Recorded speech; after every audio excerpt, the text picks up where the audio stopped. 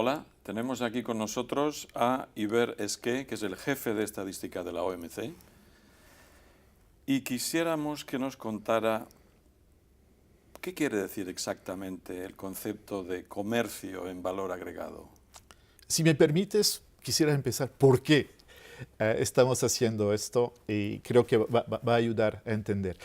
Eh, el mundo, en particular el mundo económico, ha cambiado muchísimo en los últimos años y la manera de producir y de comercializar los productos ha cambiado de manera tremenda. En los tiempos antiguos o no tan antiguos, se solía producir la manufacturera bajo el mismo techo. Y todo, desde el diseño, la concepción, hasta la fabricación, incluso la gente que hacía el transporte de las cosas pertenecía a la misma planta. Hoy en día, las empresas grandes trabajan con un modelo totalmente diferente que abarca el mundo entero. Y ese proceso de producción que antes estaba bajo el mismo techo, hoy en día está fragmentado a nivel mundial. El departamento de investigación va a estar en un país, la fabricación va a estar en otro país, pero va a usar componentes que vienen de otros países. La gente que van a hacer la logística, que se volvió tan complicada, va a ser una empresa especializada que quizás está basada en otro lugar. Bien, en breve, si en los tiempos antiguos se podía decir que un producto estaba hecho en España o en Brasil o en México, porque todo estaba hecho por obreros brasileros, españoles, mexicanos. Hoy en día ya no es el caso. Un producto con un sello hecho en Suiza, por ejemplo, hecho en Francia, hecho en China, de verdad va a tener componentes que vienen de muchas partes del mundo. Cuando uno compra, por ejemplo, un coche sueco, compra una electrónica que puede venir de Japón, cajas de velocidad que pueden venir de Alemania. Entonces, nuestro propósito con la medición en el valor añadido o agregado es realmente de redistribuir el valor económico de esta importación a los países que realmente generaron el valor. A Japón, a Suecia, a Francia. Bien, ¿qué decía? Pero también, y quizás es algo que puede interesar mucho más a la gente que hace política nacional, cuando uno calcula el valor doméstico de una exportación, porque bien, es simétrico, ¿no? Bien, se puede medir la componente importada, pero cuando uno exporta también puede tratar de medir exactamente cuál es el componente doméstico y haciendo esto puede también medir quién ha participado en la producción de este valor doméstico. Retomo el ejemplo del coche, por ejemplo. Un coche en estadística tradicional, vamos a decir que ha sido producido y exportado por el sector manufacturero. Pero cuando estudiamos quién ha participado en el valor de este coche, incluso en la parte doméstica, es cierto que hay obreros del sector automotriz, pero hay también muchas compras de servicios, en términos de diseño, de servicio, de transporte, de contabilidad. Entonces, cuando uno exporta un coche, tomamos el ejemplo de España, por ejemplo, no es solamente empleos de la industria automotriz que se crean, pero empleos en el sector de servicios.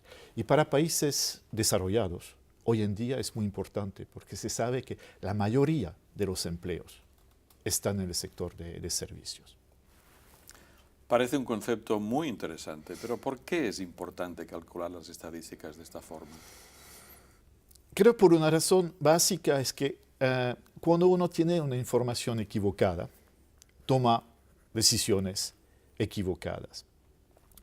Un ejemplo típico es si uno no se da cuenta que para exportar un coche de manera eficiente, para que sea competitivo, necesito poder contar con importaciones también competitivas.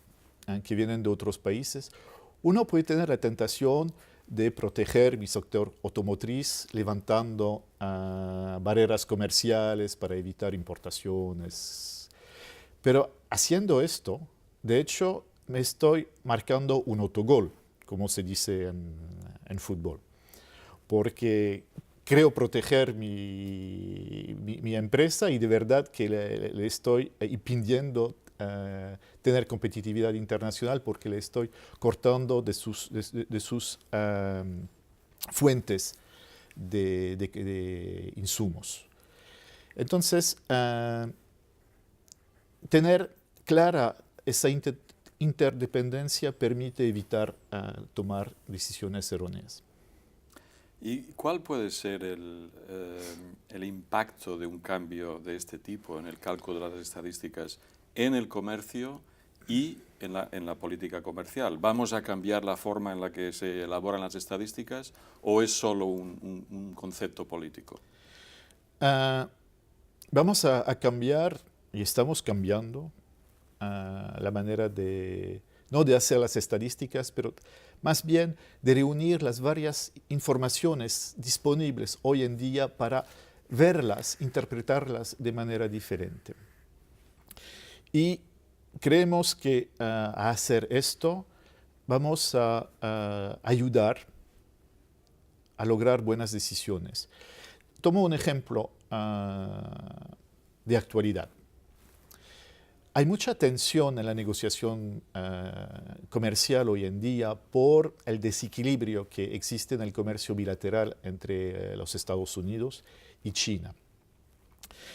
Una de las razones, no digo la sola razón, pero una de las razones es que en el mundo actual todo lo que es asemblado en China, aun si es con componentes que vienen de Japón, de Corea o de los mismos Estados Unidos. Todo está asignado a China. Cuando China exporta a Estados Unidos, el desequilibrio comercial aumenta por la totalidad del valor comercial. Pero si vemos dónde exactamente origina este valor importado y damos a Japón lo que es de Japón, a Corea lo es de Corea y a China, obviamente, lo que originó de China, vemos que este desequilibrio se reduce de mitad aproximadamente. Así que a reducir el desequilibrio de mitad, se puede esperar que la tensión entre los dos gobiernos se puede reducir también. Quizás no de mitad, pero se puede reducir. También, y quizás más importante, a tener bien claro que todo el mundo depende de todo el mundo para producir, para exportar, pero también para generar empleo, se va realmente a poner en la mesa no solamente los negociadores, pero también del público en general. Que en este mundo tan interconectado, tenemos que dejar de considerar las negociaciones comerciales como un juego de suma cero, como decimos, que lo que yo gano es lo que él va a perder, lo que él gana lo voy a perder. Hoy en día todo el mundo está en el mismo barco y hay que remar en la misma dirección. Y creo que la crisis, a pesar de todos los daños que hizo económicos y sociales, ha permitido ver que hoy en día no hay solución nacional. Y, por ejemplo, esta tentativa de armar una gobernanza global a través de reuniones del G20 es un buen ejemplo que hoy en día todo está interconectado. Y creemos que con esta nueva manera de medir el comercio vamos a poner más en relieve esta interconexión. Muy interesante. Hubert Gracias. Esquez, jefe de estadística de la OMC, muchas gracias.